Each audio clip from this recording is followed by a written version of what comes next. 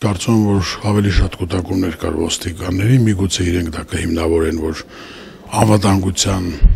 դրդապատճառներով է արվել, բայց այնուհանդերձ միևնույնն է, որ քաղաքում երեք տպավորություններ, որ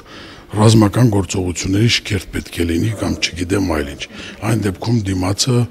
ժողովուրդը, որոնք հասարակություն չէր գնում դրդումների։